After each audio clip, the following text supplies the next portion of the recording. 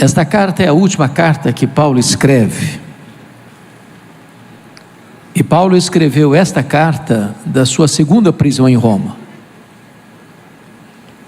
E ele estava numa masmorra úmida, fria, insalubre, de onde as pessoas saíam leprosas ou para o martírio.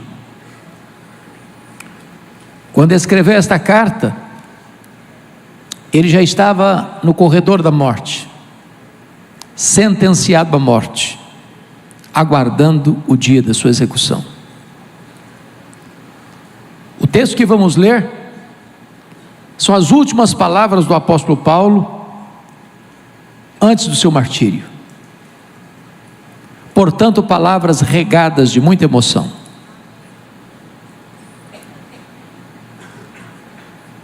O meu propósito nesta noite é apresentar a vocês o apóstolo Paulo. Este homem que foi o maior bandeirante do cristianismo, o maior desbravador do reino de Deus, o homem que plantou igrejas nas províncias da Galácia, da Macedônia, da Acaia e da Ásia Menor,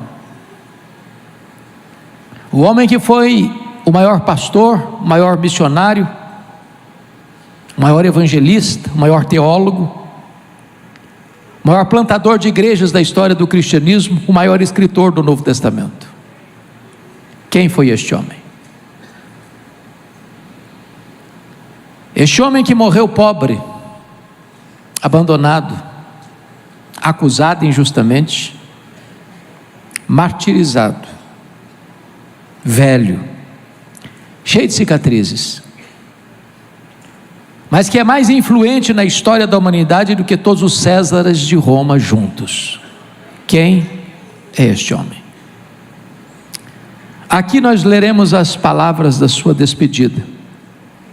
E ele escreve ao seu filho Timóteo, a partir do capítulo 4, verso 6, dizendo: Timóteo, quanto a mim, já estou sendo oferecido por libação, e o tempo da minha partida é chegado.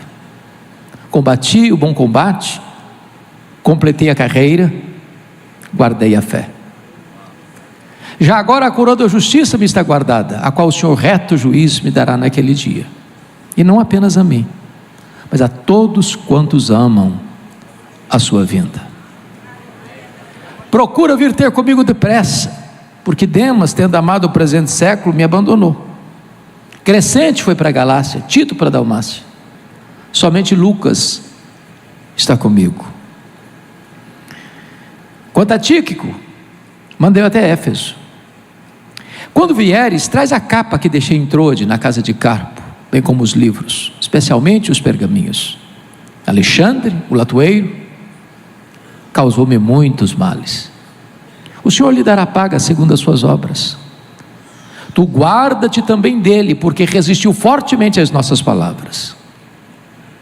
Na minha primeira defesa, ninguém foi a meu favor, antes todos me abandonaram.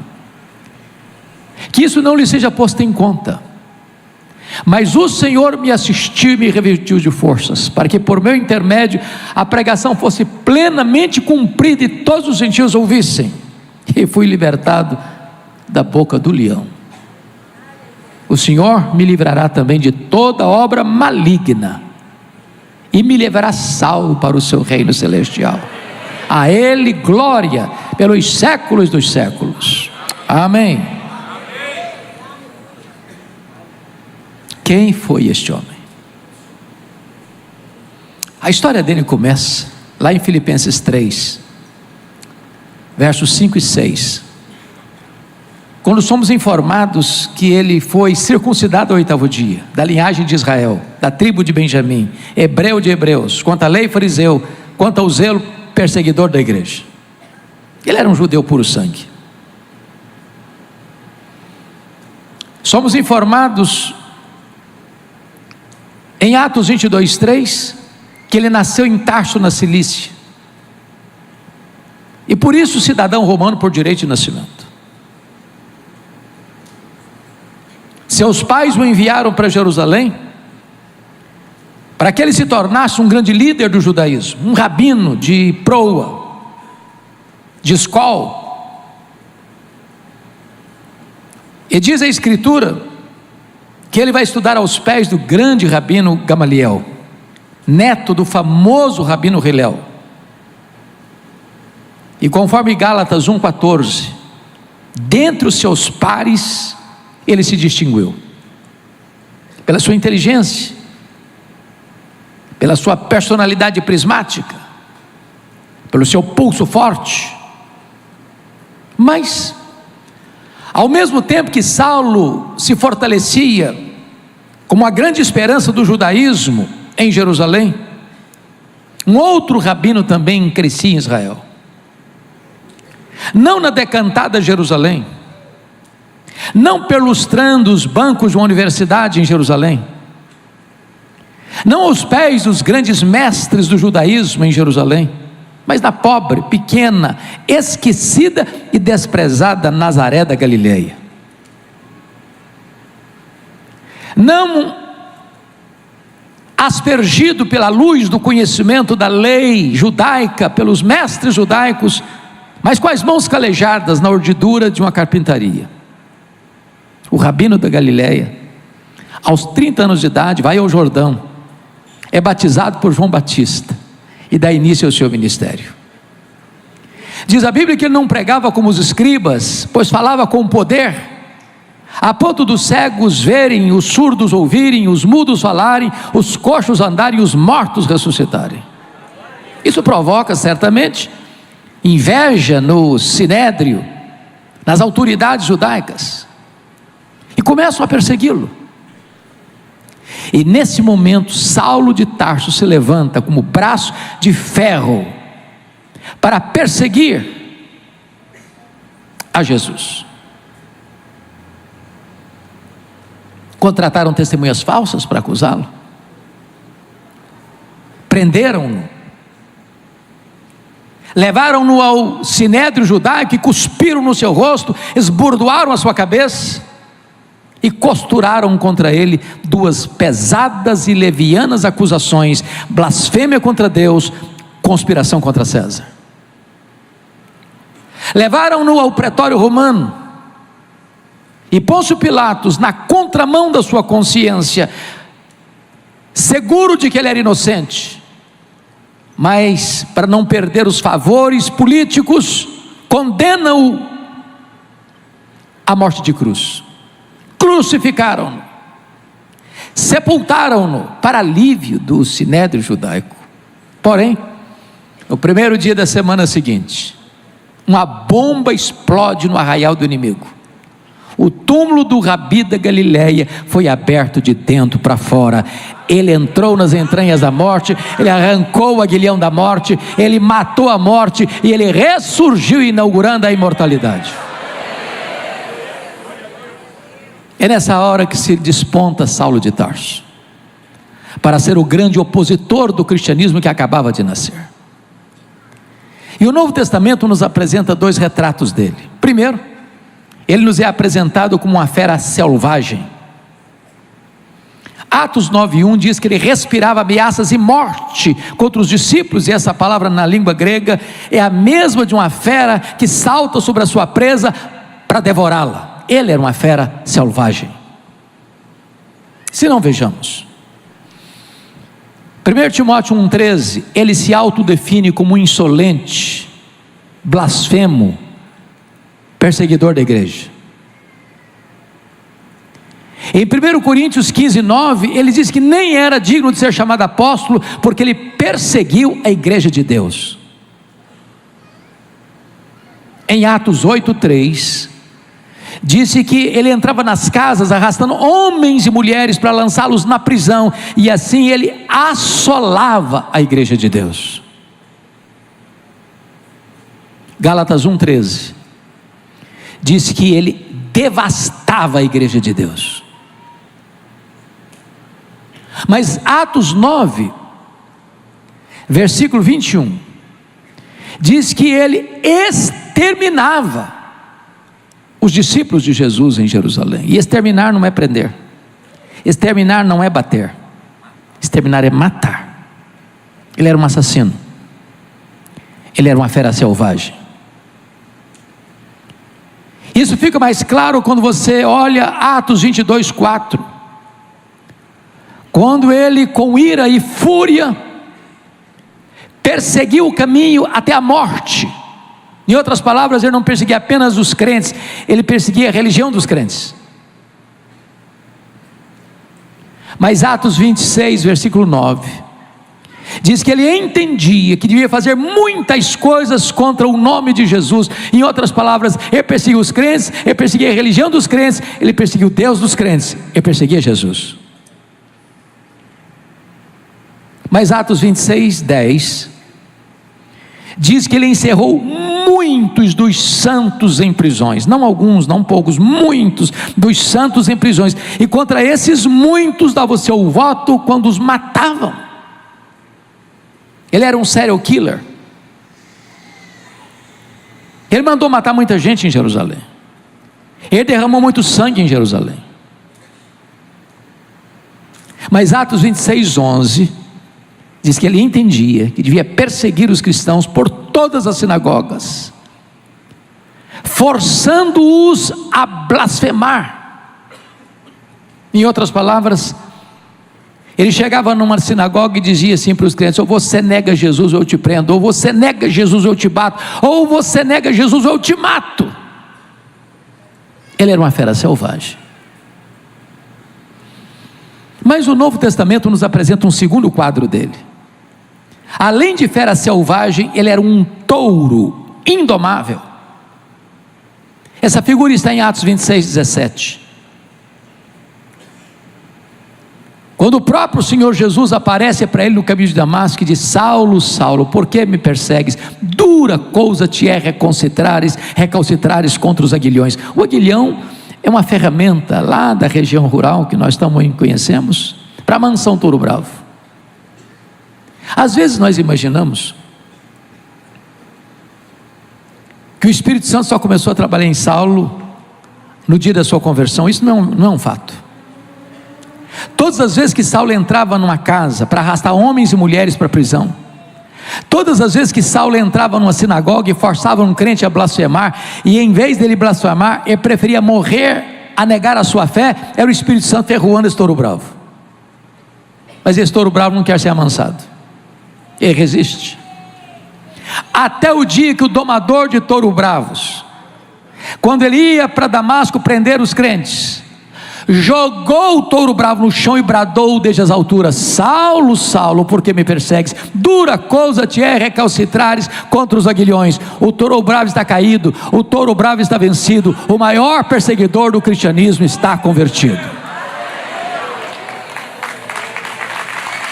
Fecha-se aqui a primeira página da sua história.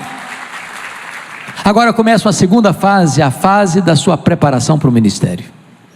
Diz a Bíblia que ele ficou cego, e ele é transportado do caminho de Damasco para a rua direita, na casa de Judas, onde fica 3 dias orando. E Atos 9:13 diz que o Senhor aparece para um discípulo, Ananias, em Damasco. Diz: Ananias, vai à rua direita, na casa de Judas, e impõe as mãos sobre Saulo para ficar curado. E Ananias responde: mas Senhor, a fama dele não é boa. Tem escutado de muita gente quantos males ele tem feito aos teus santos em Jerusalém. Deus diz para Ananias: vai, porque ele é para mim um vaso escolhido. Eu enviarei para longe aos gentios, e eu lhe mostrarei o quanto importa sofrer pelo meu nome. Ananias vai, impõe as mãos sobre ele, ele é curado da sua cegueira, ele recebe o Espírito Santo, ele é batizado. E agora eu peço que você abra sua Bíblia comigo em Atos 9:20, por gentileza. Logo depois que foi curado, logo depois que ele foi receber o Espírito Santo, logo depois que foi batizado, diz Atos 9:20 que ele começa a pregar nas sinagogas de Damasco, afirmando que Jesus é o Filho de Deus. Louvado seja o Senhor. Agora, por favor, leia Atos 9:22. Está escrito que Saulo mais e mais se fortalecia, confundindo os judeus, demonstrando que Jesus é o Cristo, o Messias. E eu pergunto a vocês agora: há alguma diferença entre o que ele faz no verso 20 para o que ele faz no verso 22. No verso 20 ele afirma que Jesus é o Filho de Deus. No verso 22 ele demonstra que Jesus é o Messias. E demonstrar é provar uma tese detalhada, exaustiva e meticulosamente. Há uma profunda diferença entre o que ele fez no verso 20 para o que ele fez no verso 22. A pergunta é: quanto tempo durou o que aconteceu no 20 para o que aconteceu no verso 22? Atos não responde essa pergunta, mas a resposta está em Gálatas capítulo 1, versos 14 a 18. Logo que ele foi convertido no caminho de Damasco, ele não subiu para Jerusalém onde estavam os apóstolos, ele foi para a região da Arábia, e ele ficou na Arábia 3 anos, porque depois de 3 anos, conforme Gálatas 1,18, ele retorna para Damasco. E o que ele ficou fazendo 3 anos na Arábia? Um seminário intensivo com o Senhor Jesus. Se Jesus investiu 3 anos nos apóstolos em Israel, Jesus investe 3 anos em Saulo na Arábia. Ele revê toda a sua teologia, ele relê todo o Antigo Testamento e percebe e descobre que aquele Jesus que ele perseguira, de fato era o Messias.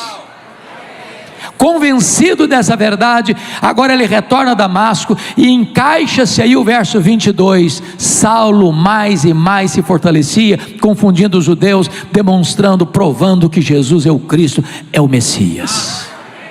O que acontece? Os judeus de Damasco resolvem matá-lo. Ele tem que fugir. De noite, dentro de um cesto, muralha abaixo, de forma humilhante.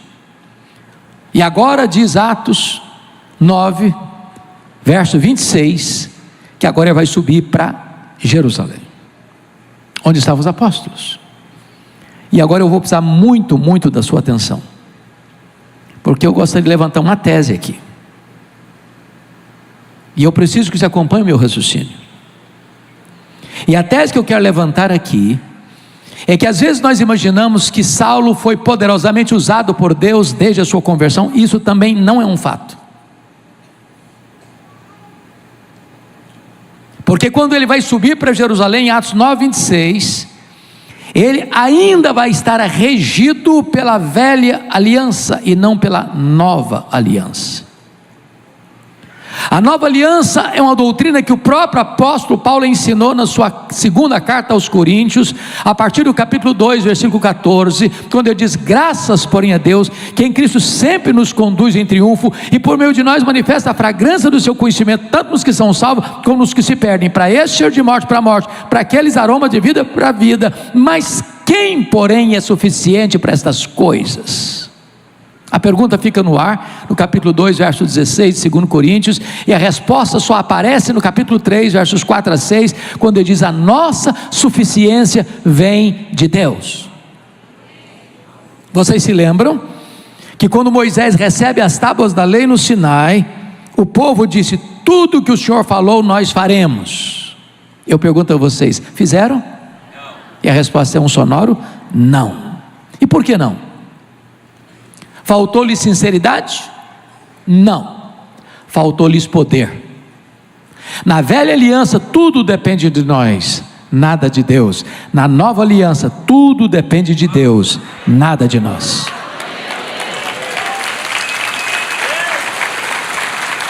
Por que Paulo, quando sobe para Jerusalém, está governado pela velha aliança e não pela nova?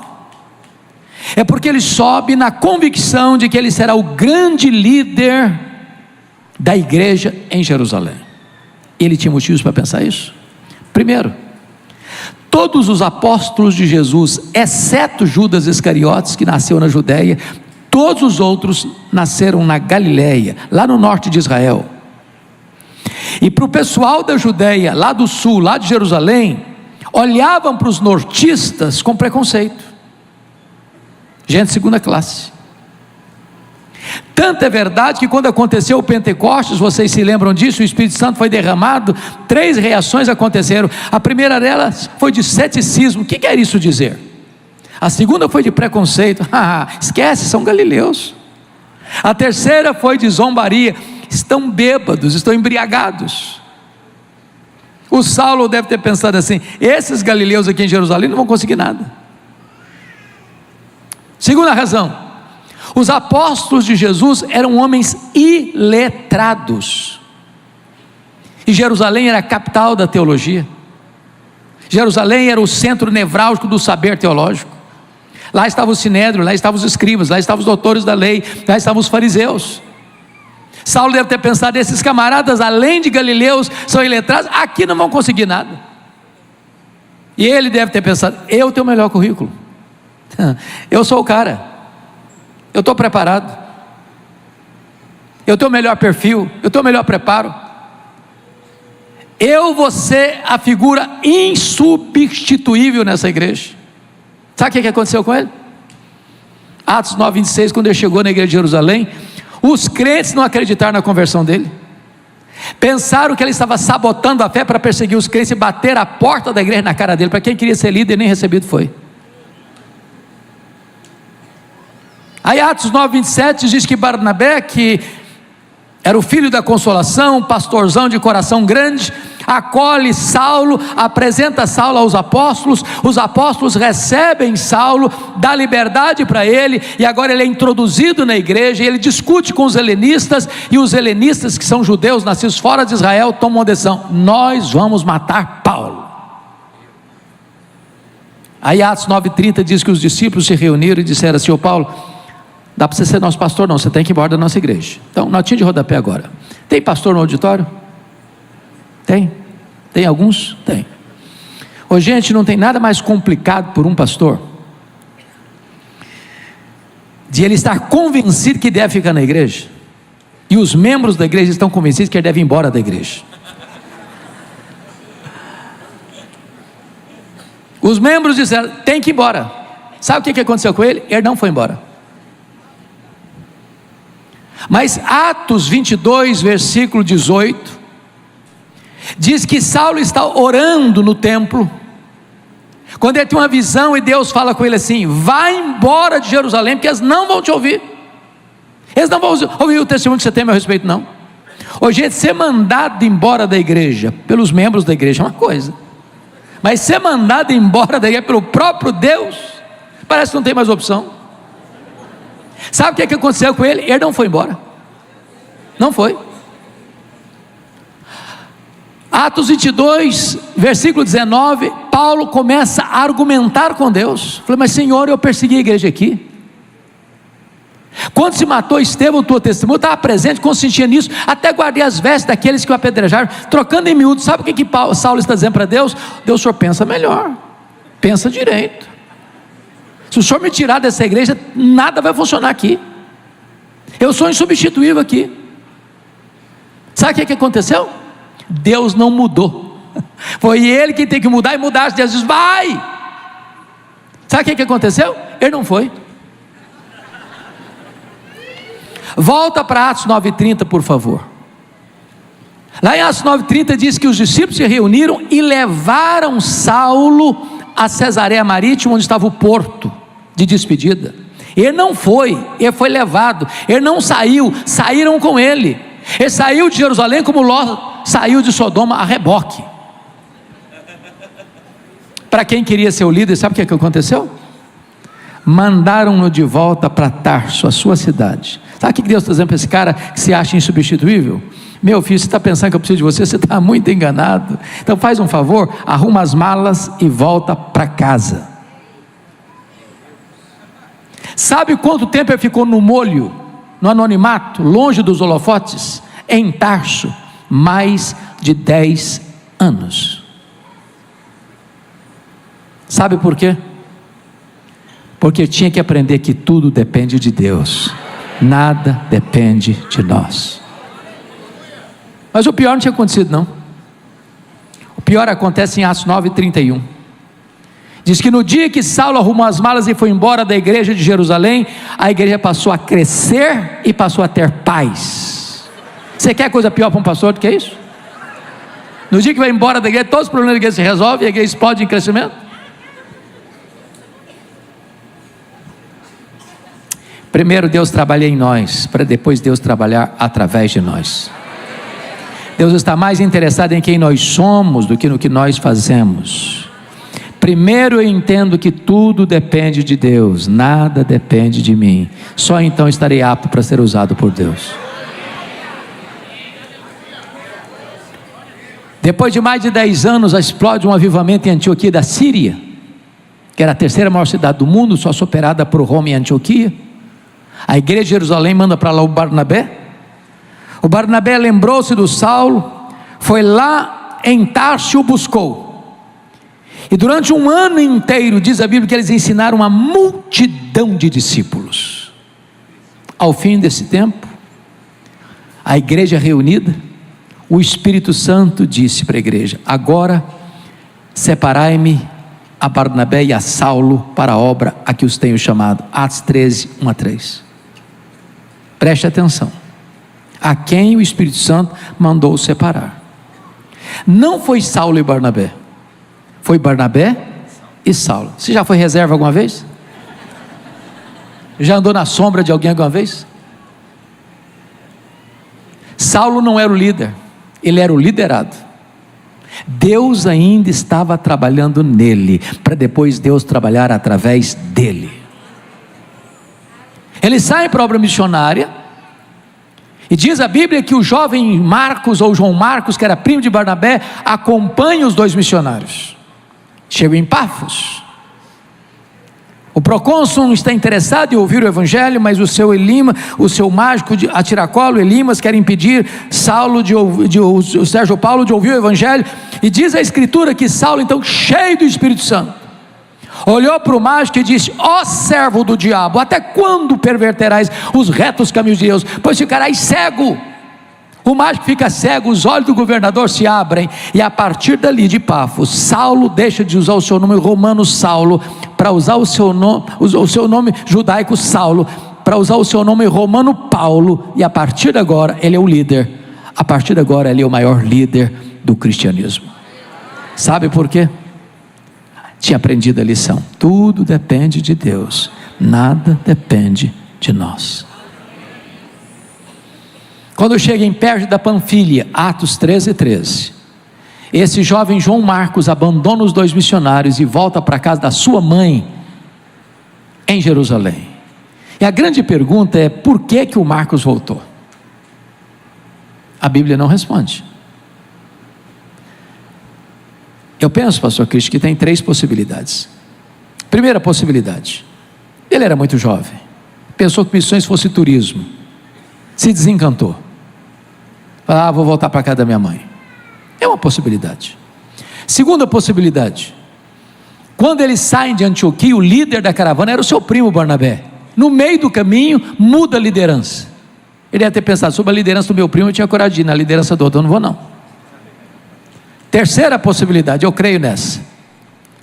Gálatas capítulo 4, versos 13 e 14, diz que Paulo pregou o evangelho pela primeira vez na Galácia, por causa de uma enfermidade física.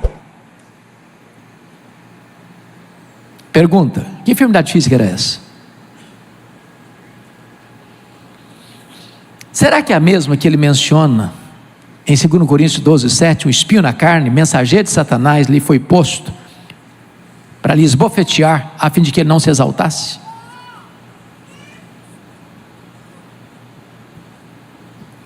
Parece-nos, à luz das Escrituras, que a enfermidade física de Paulo passava por uma deficiência visual. E essa região de Perge da Panfilha era uma região alagadiça, pantanosa, com forte incidência de malária, que dava uma dor de cabeça alucinante, afetando inclusive a visão. E a percepção que nós temos que era esse tipo de problema que ele enfrentava, porque logo em seguida, em Gálatas 4, versículos 15 em diante, diz que os Gálatas, se possível, teriam arrancado os próprios olhos para dá-los a Paulo. E é por isso que Paulo encerra 3 das suas cartas dizendo o seguinte: a saudação é de próprio punho, Precisava de um secretário para escrever suas cartas, como escreveu Tércio a carta aos Romanos. E às vezes ele pegava a pena no final da carta e dizia: vede com que grandes as letras eu vos escrevo.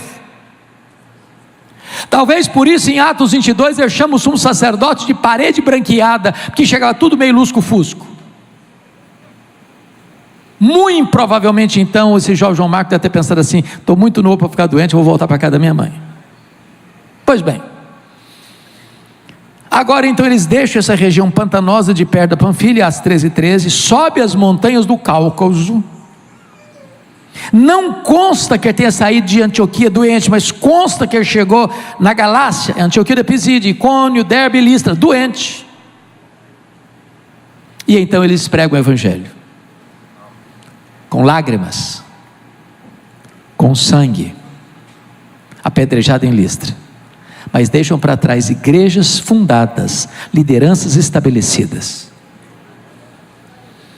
Então Atos 14, 26 e 27 diz: quando retornam à igreja de Antioquia, a igreja enviadora, reuniram a igreja e relataram quantas coisas fizera Deus, e como Deus abrira a porta do Evangelho aos gentios. Notinha de rodapé: tem espaço para testemunho na igreja, mas não tem espaço para promoção humana na igreja.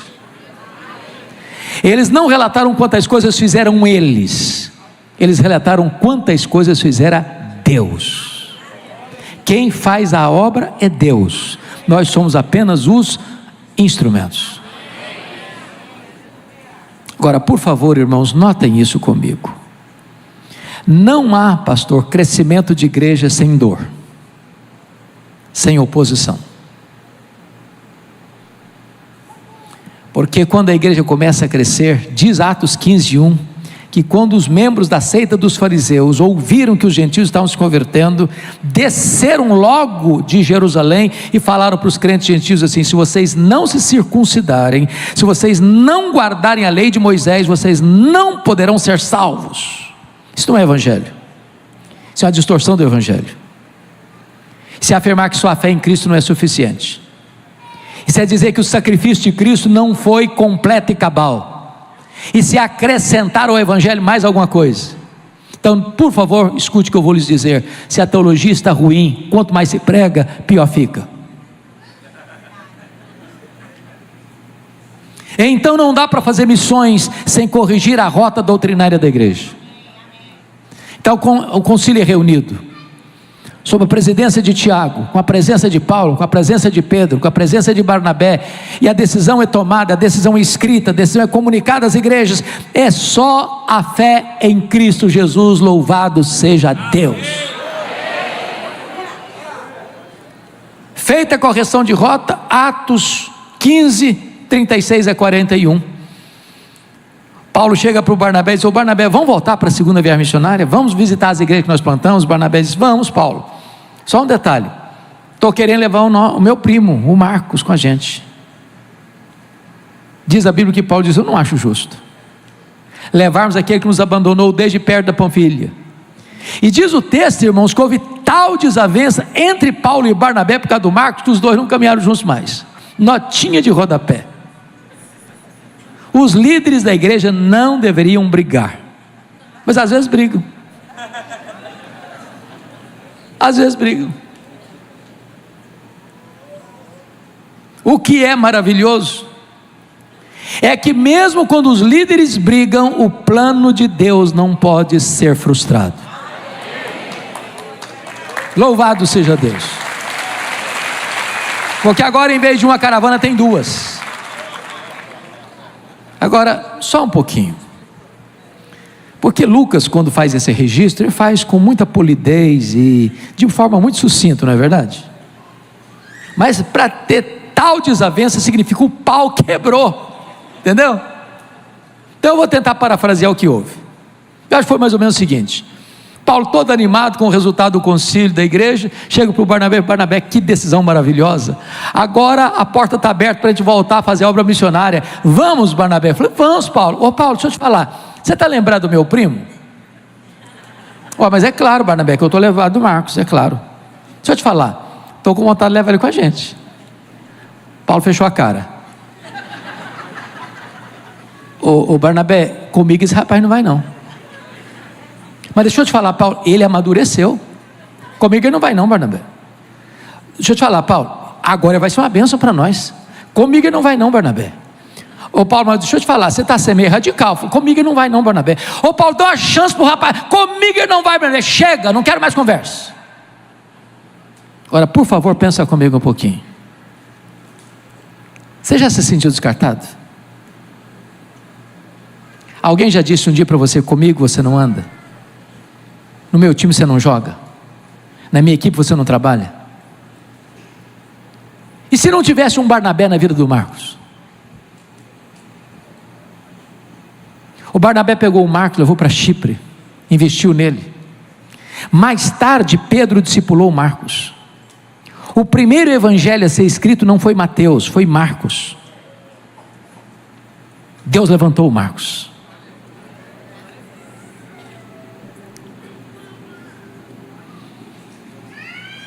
Então, líderes erram. Os grandes líderes também erram. Quis a providência de Deus que Paulo pegasse Silas, profeta da igreja de Jerusalém, e fosse para outra direção. E Paulo queria entrar na Ásia, o Espírito de Deus impediu que ele entrasse na Ásia. E ele estava em Troade, possivelmente na casa de Carpo, quando escuta uma visão, um varão macedônio dizendo: passa Macedônia e ajuda-nos. Ele entendeu que era a vontade de Deus, e ele embarca então em Troade, desembarca em Neápolis, entra para o interior, em Filipos, colônia romana. Notinha de rodapé de novo. Quem dá a direção missionária para a igreja é o Espírito Santo, mas quem escolhe os melhores métodos somos nós. Notem a estratégia de Paulo. Ele nunca ficou numa cidade que não fosse estratégica. Sabia que tinha pouco tempo, e ele precisava otimizar o seu tempo e as suas oportunidades. Filipos era a colônia romana, Tessalônica era a capital da Macedônia, a terra de Alexandre o Grande, hoje uma cidade com 2 milhões de habitantes, no norte da Grécia. Bereia é uma cidade importante, Atenas a capital intelectual do mundo, Corinto capital da província da Caia, Éfeso capital da Ásia Menor. Por entender que se você planta uma igreja estratégica influencia toda a micro-região. Isso é estratégia missionária. Vamos plantar uma igreja? Vamos. Em que lugar? Qual cidade? Vamos alugar um terreno? Vamos comprar um terreno? Vamos. Em que bairro? Em que rua? Porque às vezes se compra o terreno mais escondido, na rua mais escondida, no bairro mais distante, na cidade mais complicada de acesso, e fica 20 anos lá e não sai do lugar.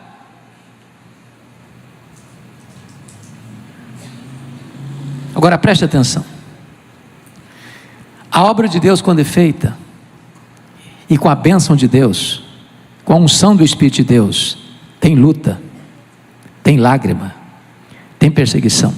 Em Filipos ele foi açoitado e preso, ele foi escorraçado de Tessalônica, ele foi enxotado de Bereia, ele foi chamado de tagarela em Atenas, ele foi chamado de impostor em Corinto, ele enfrentou feras em Éfeso. Agora ele está em Éfeso, experimentando um dos maiores avivamentos da história. Meus irmãos, eu não consegui entender isso até hoje, pastor. Paulo ficou 3 anos em Éfeso. Éfeso na época era uma cidade de 300 mil habitantes. Éfeso hospedava uma das 7 maravilhas do mundo antigo, o templo da deusa Diana, 4 vezes maior que o Partenon. Éfeso era uma cidade fortemente idólatra, porque os nichos do templo eram o que aquecia o comércio, e era uma cidade fortemente marcada pelo ocultismo. Em 3 anos que Paulo passa ali, a idolatria recua, os mágicos e místicos se convertem e queimam seus livros em praça pública, e pela presença de Paulo em Éfeso, igrejas são plantadas em toda a micro-região, como Esmirna, Pérgamo, Sardes, Filadélfia, Laodiceia, Colossos e Herápolis. E agora ele está retornando para Jerusalém por uma razão muito importante. Vocês se lembram que no governo de Cláudio, ou seja, 41 a 54, o imperador que precedeu Nero, houve a profecia de uma grande fome no mundo. De fato veio. Como efeito colateral dessa fome, Atos 18:2 diz que Cláudio expulsa os judeus de Roma. E eles retornam para Jerusalém sem terra, sem casa, sem renda. O que Paulo faz?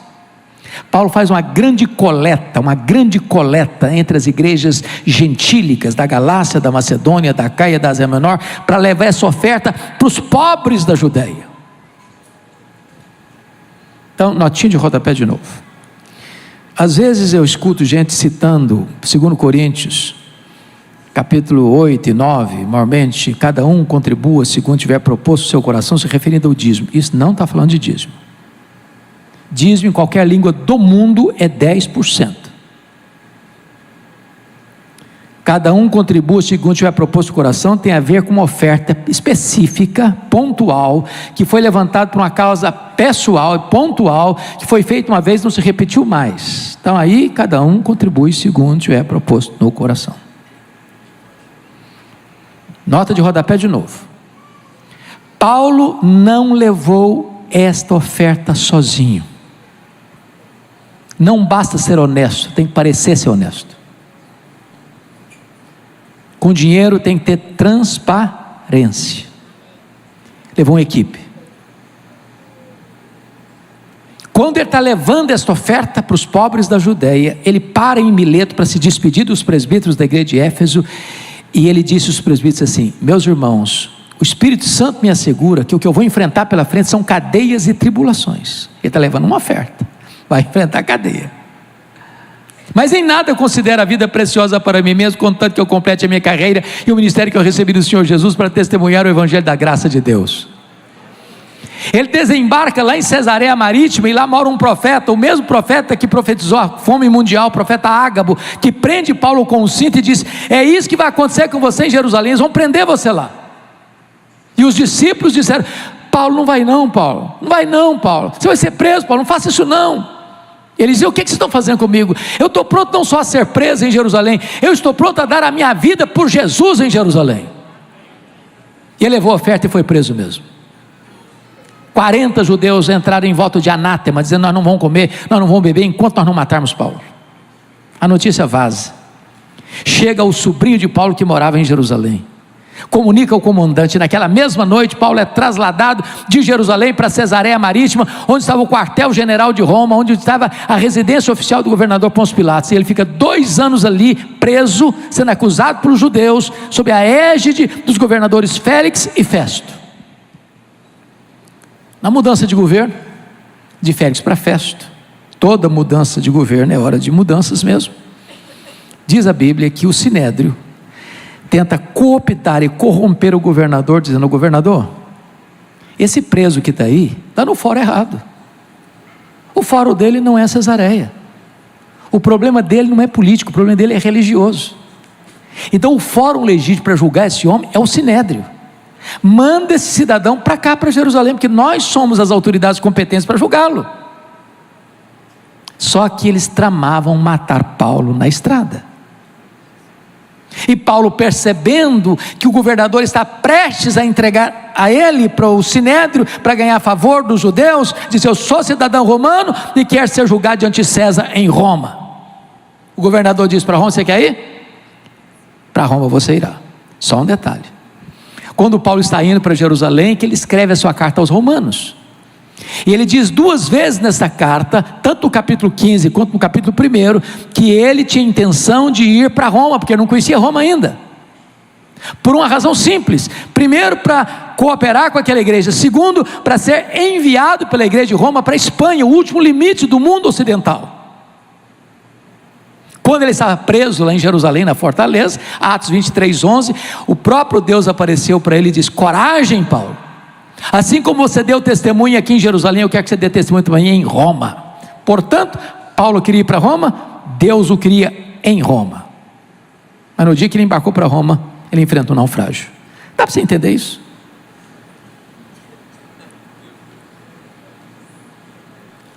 A carga do navio se perdeu toda, a carga de trigo. O navio se despedaçou todo. Tinha 276 pessoas dentro do navio, todo mundo sem esperança de viver. E um anjo de Deus aparece para Paulo dentro do navio e diz: coragem, Paulo, ninguém vai morrer, eu vou entregar toda essa gente na sua mão. E eles chegam como náufragos na ilha de Malta. Quando chegam na ilha de Malta, os bárbaros que não falavam grego fizeram a grande fogueira para aquecê-los, que estavam todos transidos de frio, e a única pessoa que tentou manter o fogo aceso foi Paulo. Foi lá pegar uns gravetos para jogar no fogo, e quando ele pega o punhado de graveto e joga no fogo, a cobra que estava no meio dos gravetos salta do fogo e pula na mão do Paulo. Aquela cobra, irmãos, tinha 276 outras opções para morder. Foi morder logo na mão do Paulo. E os bárbaros gritaram: é um assassino, tenta se livrar do mar, a justiça não o deixa viver, vai cair, vai inchar, vai morrer. Não caiu, não inchou, não morreu, mudaram de opinião. É um Deus. Não, agora não é nem um assassino, nem um Deus, é o servo do Deus vivo. Na verdade não foi a tempestade que levou Paulo para Malta, foi a mão da providência divina. Porque o pai do prefeito estava doente, Paulo orou por ele, ele foi curado. Os demais enfermos vieram, Paulo orou por eles, eles foram curados. E Paulo passa ali os 3 meses do perigoso inverno, e depois disso ele é enviado para Roma com todas as suas necessidades supridas. Mas ele chega em Roma, não como sonhara chegar, chega preso e algemado. Do ponto de vista humano, os planos de Paulo foram frustrados. Não era assim que ele queria estar lá. Mas no plano de Deus ele chegou na hora certa, da forma certa. E ele vai testemunhar isso em Filipenses 1,12, quando disse assim: meus irmãos, eu quero que vocês saibam que as coisas que me aconteceram têm antes contribuído para o progresso do Evangelho. E eu preciso encostar bem pertinho de Paulo e perguntar: o que é que aconteceu com você, Paulo? Conta para nós. Ele ia fazer um resumão. Olha, eu fui perseguido em Damasco, eu fui rejeitado em Jerusalém, eu fui esquecido em Tarso, eu fui apedrejado em Listra, eu fui escorraçado em Tessalônica, eu fui enxotado de Bereia, eu fui chamado de tagarela em Atenas, eu fui chamado de impostor em Corinto, eu enfrentei feras em Éfeso, eu fui preso em Jerusalém, eu fui acusado em Cesareia, eu enfrentei um naufrágio para Roma, eu fui picado por uma cobra em Malta, eu cheguei em Roma preso e algemado. Mas eu quero que vocês saibam que as coisas que me aconteceram têm antes contribuído para o progresso do Evangelho. Esse homem não crê em acaso, esse homem não crê em sorte, esse homem não crê em determinismo cego, esse homem não crê em olho gordo, esse homem sabe que a mão de Deus dirige o seu destino. E porque ele estava preso em Roma, ele fala que 3 coisas aconteceram. Primeiro, a igreja foi mais encorajada a pregar. Quando viram Paulo preso, trabalhando mais que eles, que estavam livres, se mexeram. Eu era seminarista, pastor, quando escutei um grande escritor americano que lançava o seu livro aqui, um livro que mais me ajudou até hoje, talvez depois da Bíblia, A Dinâmica de uma Vida Autêntica, Ray Stedman. E ele disse que um dos maiores e mais eficazes métodos de crescimento de igreja, eu não gosto desse método, é o seguinte: quer ver a igreja crescer? Disse ele, bote os pastores na cadeia e a igreja vai crescer. Gostei também não. A igreja se mexeu quando viu Paulo preso. Segunda coisa que aconteceu, diz ele: toda a guarda pretoriana tomou conhecimento das minhas cadeias em Cristo. A pergunta: o que era a guarda pretoriana? Era a guarda de elite do imperador. Eram 16 mil soldados da mais alta patente. Se Paulo estivesse solto, ele jamais teria tido acesso à elite militar de Roma. Porque ele era um prisioneiro de César, tinha que ter um guarda da guarda pretoriana algemado com ele, todo dia, em 3 turnos por dia, em rodízio. O cara não tinha nem como fugir. E o que Paulo fazia? Evangelho nele, evangelho nele, evangelho nele, o dia inteiro, pregando, o cara não podia sair. Depois de 3 anos, depois de 2 anos, toda a guarda pretoriana estava evangelizada. E no capítulo 4, verso 22 de Filipenses, ele diz: os santos vos saúdam, especialmente os da casa de César. Porque Paulo estava preso e não podia viajar. O que ele fez? Começou a escrever cartas. As cartas da primeira prisão, Efésios, Filipenses, Colossenses, Filemão. Se Paulo estivesse solto, talvez nós não teríamos essas joias na nossa Bíblia. Dessa prisão ele orou para sair e saiu. Mas não saiu para se aposentar. Escute isso: não tem aposentadoria no reino de Deus, sabia? Enquanto você tiver um fiapo de vida e fôlego nos seus pulmões, você está chamado a fazer a obra de Deus.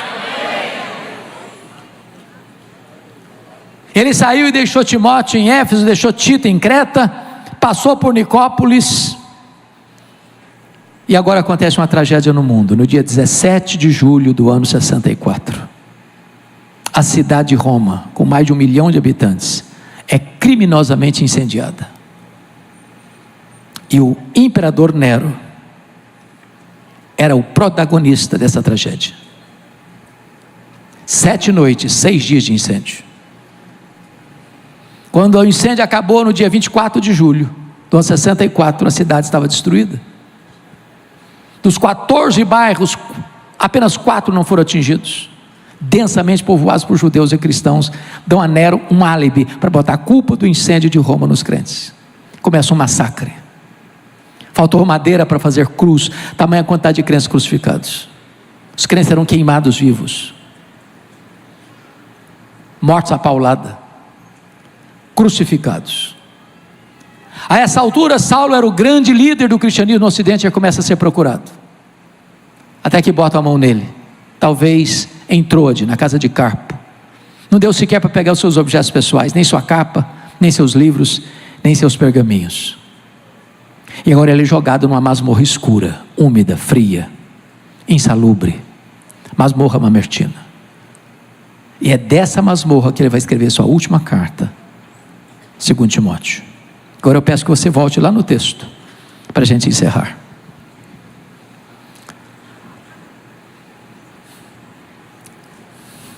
O que é que esse homem está sentindo, gente? Ele é o maior pastor, ele é o maior missionário, ele é o maior teólogo. Está preso. E como efeito colateral desta prisão, ele vai dizer no capítulo 2, verso 9 desta carta, que ele está preso como um malfeitor, como um bandido, acusado de ser um bandido. Destroem a reputação dele, maculam a honra dele. Isso é assassinato de reputação. No capítulo 1, versículo 15, ele vai admitir que todos os da Ásia o abandonaram. Quem são os da Ásia? São seus filhos na fé, gente que ganhou para Jesus, que em virtude da condição que Paulo está e com medo dos efeitos colaterais da perseguição atingi-los também, viram as costas para Paulo. Capítulo 4, verso 16, ele diz: na minha primeira defesa ninguém foi a meu favor, antes todos me abandonaram. Marcaram audiência para ele apresentar suas defesas, porque o direito romano, famoso até hoje, é um ícone dos direitos humanos. E Paulo vai para essa audiência, chamada primeira defesa, na convicção de que tem muita gente lá para defendê-lo. Quando ele chega lá, não tem ninguém para defendê-lo. Todos o abandonaram. Ele foi julgado à revelia e condenado à pena de morte. Como esse homem se sente? Como é que ele avalia a vida? No capítulo 1, versículo 7, ele olha para trás e diz: todos os verbos estão no passado. Combati o bom combate, completei a carreira, guardei a fé. Ele está dizendo: a minha vida não foi de amenidades, foi luta. Completar a carreira era o grande sonho da vida dele. Ele chegou a dizer isso para os presbíteros de Éfeso: em nada considero a minha vida para mim mesmo, contanto que eu complete a minha carreira. Agora é testemunho: eu completei a carreira. Ele não negociou princípios, ele não vendeu a verdade, ele não prostituiu o seu ministério. Ele disse: eu guardei a fé. Segundo, eu vou fazer uma avaliação do seu presente no verso 6. Ele diz: Timóteo, quanto a mim, já estou sendo oferecido por libação, e o tempo da minha partida é chegado. Sabe o que ele está dizendo? Não é Roma que vai me matar, eu que vou me entregar. E eu não vou me entregar para Roma, não, eu vou me entregar para Deus. Eu não sou prisioneiro de César, eu sou embaixador em cadeias, sou prisioneiro de Cristo. E ele diz mais: eu não vou morrer também não, eu vou é partir. Porque a palavra partida aí no versículo 6 é um eufemismo para a morte. E essa palavra tem 3 significados no grego. Primeiro, essa palavra significa tirar o fardo das costas de alguém. Sabe o que é morrer para um crente? Apocalipse 14, 13, é descansar das suas fadigas. Segundo, essa palavra partida no grego significa desatar um bote, atravessar para o outro lado do rio. Sabe o que é morrer para um crente? É fazer a última viagem rumo à pátria celestial. Terceira, a palavra partida significa afrouxar as estacas de uma barraca, levantar acampamento e ir para sua casa permanente. Sabe o que é morrer para um crente? É mudar de endereço, é ir para a casa do Pai. Paulo não está com medo de morrer, porque sabe em quem tem crido e sabe para onde está indo. Mas no versículo 8 ele faz uma avaliação do futuro. Diz: ô Timóteo, eu não estou indo para ser martirizado, Timóteo. Eu estou indo, na verdade, é para receber a coroa da justiça. Ela já está guardada para mim. E não apenas para mim, mas para todos quantos amam a vinda do Senhor Jesus. Agora, irmãos, por favor, notem isso. Eu encerro. Este homem não é um super-homem. Ele não é um super-crente. Ele é um homem. Tem os mesmos sentimentos. E ele não vai ter nenhum problema de, nas últimas palavras proferidas em vida, abrir o coração, expor a sua dor. E ele enfrentou alguns dramas. Primeiro, o drama da solidão. Versículo 9. Ô Timóteo, procura vir ter comigo depressa. Estou precisando de um ombro. Estou precisando de um amigo. Gente precisa de Deus, mas gente precisa de gente.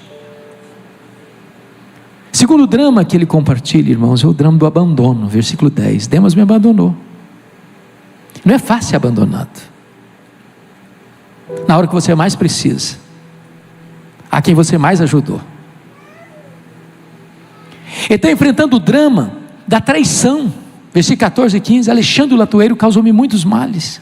Foi esse cidadão que delatou o apóstolo Paulo, culminando na sua segunda prisão e na sua consequente morte.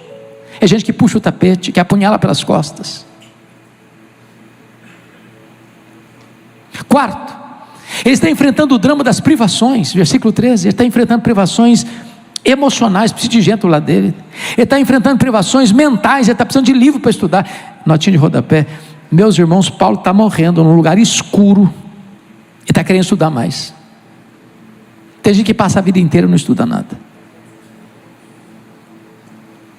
Ele está enfrentando privações físicas. O inverno está chegando em Roma, temperaturas abaixo de zero, e o maior pastor do cristianismo não tem uma capa velha para usar no inverno.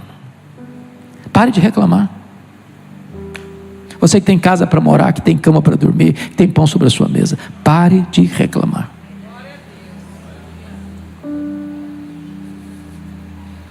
Mas esse homem está enfrentando talvez o mais difícil de todos os dramas, que é o drama da ingratidão.